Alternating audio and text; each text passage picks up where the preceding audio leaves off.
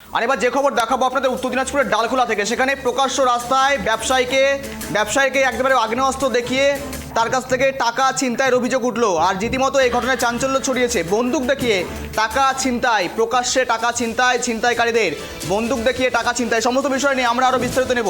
আমাদের প্রতিনিধি ফোন কলে জুড়ে রয়েছে বিক্রম। ডালখোলার মতো জায়গাতে সেখানে দেখা যাচ্ছে দুষ্কৃতীদের হামলা বা বলা যেতে পারে ছিনতাইকারী, সেখানে ছিনতাইকারী বন্দুক দেখিয়ে প্রকাশ্যে বন্দুক দেখিয়ে ব্যবসায়ীর কাছ থেকে টাকা ছিনতাই করছে। এক্ষেত্রে দাঁড়িয়ে তোমার কাছে আর কি আপডেট রয়েছে এই মুহূর্তে দাঁড়িয়ে? দেখো, আগরওয়ালা একজন তিনি আজ সকালবেলা কিন্তু 6 লক্ষ টাকা নিয়ে তিনি একটি ব্যবসায়ী কাজের জন্য তিনি বেরিয়ে হয়েছিলেন এবং সেই সময় কিন্তু ডালখোলা থানা এলাকায় সেখান থেকে 3 জন দুষ্কৃতী আসে এবং তিনি যে ব্যবসায়ী ছিলেন তিনি টোটোতে করে যাচ্ছিলেন এবং সেই সময় 3 জন দুষ্কৃতী বাইক নিয়ে এসে তার টাকা ছিনতাই করেন এবং তারপরে সেই ব্যবসায়ী যখন চিৎকার চেঁচামেচি শুরু করে সেই সময় স্থানীয় বাসিন্দারা যারা ছিলেন তারা দৌড়াদৌড়ি করে কিন্তু সেই 3 জন ছিনতাইকারীকে ধরে এবং ধরে রেখে কিন্তু বেধড়ক মারধর করে, বেঁধে রেখে এবং মারধর করার পরে কিন্তু পুলিশকে ফোন করা হয়। পুলিশ এসে ঘটনাস্থল থেকে বাইকটিকে উদ্ধার করেন এবং 3 জন দুষ্কৃতী সেই 3 জন দুষ্কৃতীকেও কিন্তু গ্রেপ্তার করে। পাশাপাশি তাদের কাছ থেকে একটি আগ্নেয়াস্ত্র উদ্ধার করা হয়েছে এবং 1 রাউন্ড তাজা কার্তুজ তাদের কাছ থেকে কিন্তু উদ্ধার করা হয়েছে।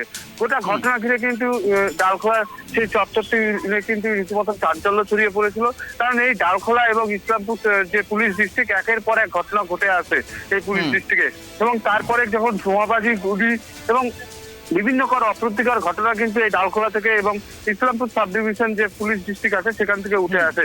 তারপরে আজকে সকালবেলা একদম সকালেই প্রায় বলতে গেলে পরে কিন্তু এই যে ডাকাতি তা নিয়ে কিন্তু রীতিমতন চাঞ্চল্য ছড়িয়ে পড়েছে এবং সাধারণ যারা ব্যবসায়ী রয়েছে এবং সাধারণ যে মানুষ রয়েছে তাদের মধ্যেও কিন্তু একটি আতঙ্ক রয়ে গেছে। কারণ সকালবেলা যখন ব্যবসায়ীরা সকালবেলা যখন যাচ্ছে সেই সময় এই দুষ্কৃতীরা একদম যেভাবে তাণ্ডব চালাচ্ছে সেই নিয়ে কিন্তু রীতিমতন তারা আতঙ্কে রয়েছে। কারণ রাতের দিকে ঘটনা ঘটছে সেটা একটা রাতের অন্ধকারে হচ্ছে, কিন্তু দিনের আলোতে এই ঘটনা নিয়ে কিন্তু রীতিমতন চাঞ্চল্য ছড়িয়েছে এবং এলাকাবাসীরা দাবি করছে যে পুলিশ প্রশাসনকে একটু সজাগ হতে হবে, কারণ তাদের নিরাপত্তা নিয়ে কিন্তু যে সাধারণ মানুষ আছে তাদের নিরাপত্তা নিয়ে কিন্তু এখন প্রশ্ন উঠেছে।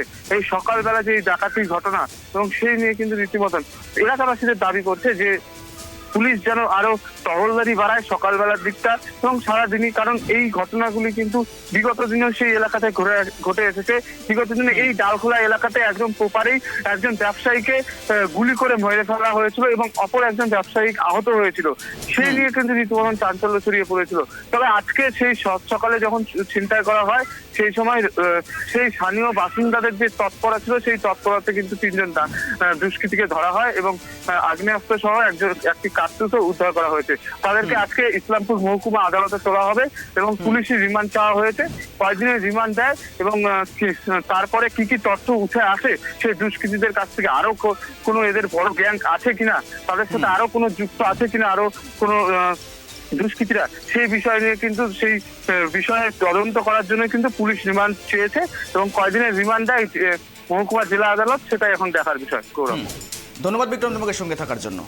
বন্দুক দেখিয়ে এক ব্যবসায়ী টাকা ছিনতাই, পালানোর সময় জনতার হাতে ধরা পড়ল ছিনতাইকারীকে মারধর করে পুলিশের হাতে তুলে দিলেন উত্তেজিত জনতা। উদ্ধার আগ্নেয়াস্ত্র সহ 1 রাউন্ড কার্তুজ।